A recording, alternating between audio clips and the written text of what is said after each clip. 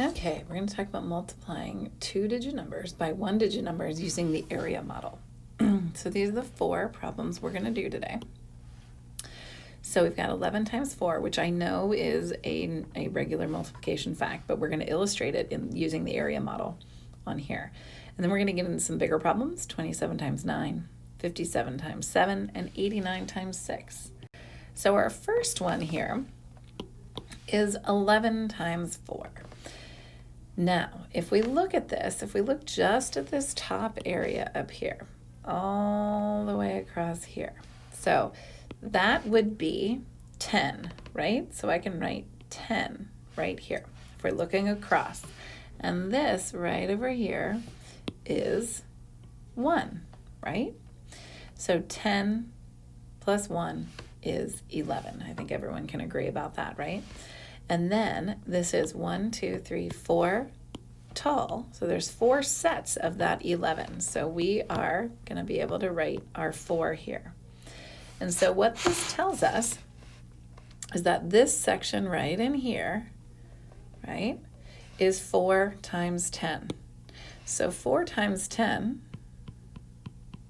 equals 40, right? And then this section right here would be equivalent to 4 times 1. So when we add this up, it's 44.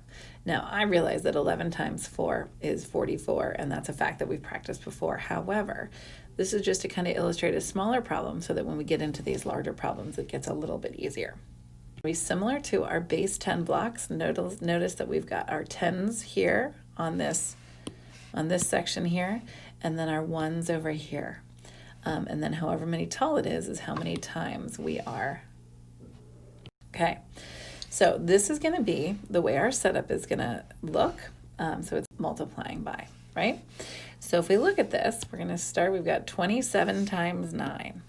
So this is our 10 space right here.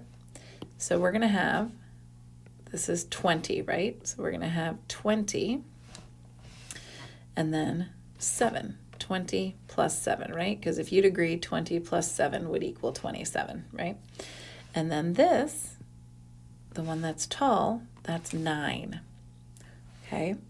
So when we're looking at this, we're going to think, okay, this box right here is 20 times 9, which equals 180, right? Because 2 times 9 is 18, and we have 1 0, 180. And then over here in this section, we have 7 times 9, which equals 63. So now we can take these two numbers that we've added, or that we've multiplied here. So 180 plus 63, which gives us 243. So the answer to this problem, this 27 times 9, is 243. Okay? So if you can see, that's how our area model is going to help us out with that. All right, same thing. We have 57 times 7. So this first, our 10 space is 50, and our 1 space is 7. So we can agree that 50 plus 7 is 57, right? And then this tall space is going to be 7. So our tens place here is 50. Oh, I'm going to make that a different color. It's a little hard to read.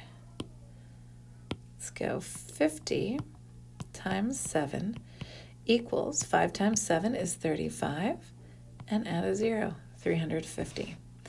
And then 7 times 7 is 49. So we're going to take our two values here, 350 and 49, and we're going to add them up. So 350 plus 49 is going to equal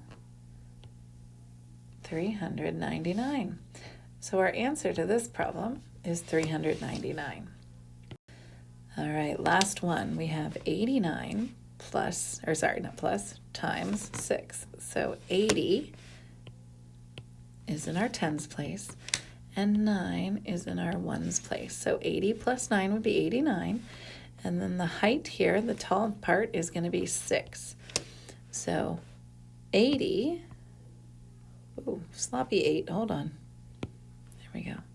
80 times 6 would be 480, and then 6 times 9 equals 54. All right, now we are ready to add those up. 480 plus 54 would equal 534. Okay, so that's our answer. So that's how you can use the area model of multiplication to solve a 2-digit number times a 1-digit number. Thanks for listening.